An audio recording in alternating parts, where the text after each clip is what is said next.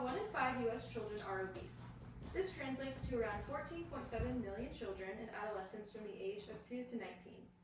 According to the National Library of Medicine, childhood obesity is at an all-time high of 17% of the population.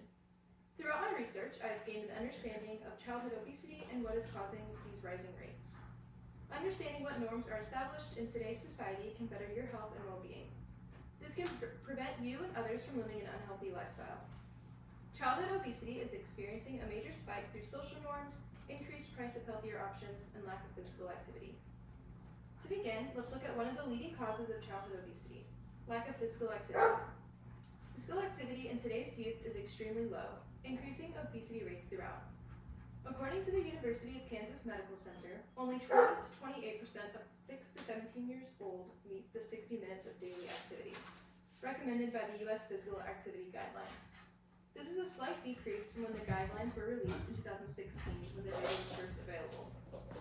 One main cause of the lack of activity is the fact that adolescents are inundated with media, spending more than 6 hours each day consuming it. This includes watching television, YouTube and movies, playing video games, listening to music, or surfing the web.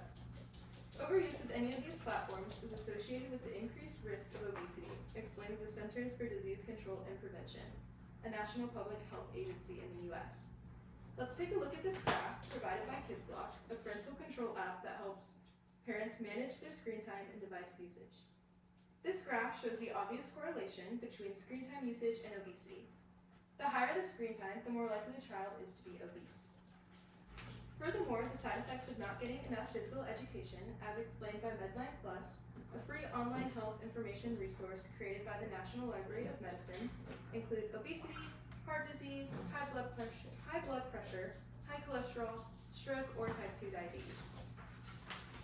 To further explain this idea, let's take a look at how increasing prices of healthier options pertaining to food are causing increasing rates of obesity in today's youth. With prices increasing for healthier alternatives, buying cheaper, unhealthier food is what most resort to. Recommended diets are considered unaffordable when they cost more than 30% of a household's income. When a household needs to spend more than 25% of their disposable income on healthy food, they experience food stress and are vulnerable to food insecurity, as stated by the National Library of Medicine, the world's largest biomedical library. Also, the Food Research and Action Center, a nonprofit organization that works to end hunger in the United States, explains that those who are eating less or skipping meals to stretch food budgets are more prone to food stress. Young people 12 to 18 years of age from low food secure households were 1.4 to 1.5 times more likely to have central obesity than those from high food secure households, based on the national survey data from 7,435 participants. Those from low food secure and marginally food secure households also were significantly more likely to be overweight compared to their counterparts from high food secure households. This graph here shows the correlation between homes in poverty and their obesity rates. As you can see, the households that are higher in poverty also have higher obesity rates compared to those who are lower in poverty. They are not as obese. As prices increase for food, it becomes harder for families to provide nutritious food for their children, resulting in the consumption of lower quality food items, increasing childhood obesity. Finally, the last cause of childhood obesity I will be discussing with you today is social media's impact. Childhood obesity is increasing because of social norms pertaining to unrealistic portions and unhealthy lifestyles normalized through social media platforms. For example, one major trending topic on vast social media platforms is called mukbangs. A mukbang is a video, especially one that is live streamed, that features a person eating a large quantity of food and addressing the audience, as stated by the Oxford Dictionary. The Oxford Dictionary is a reference work that provides definitions, history, and pronunciations for words in the English language. Here are just a few examples of the mass portions that are eaten mostly in one sitting.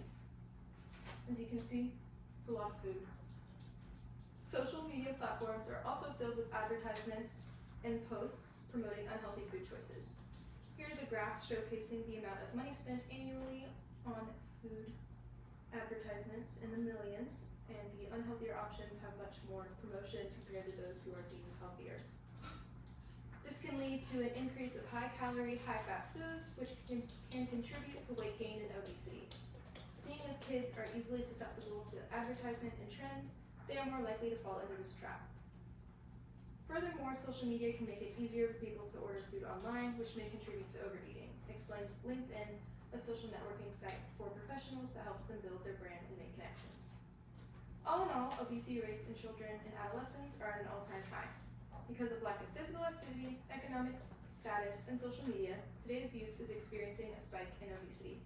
By recognizing these effectors, the health of children can dramatically increase one step at a time. Thank you!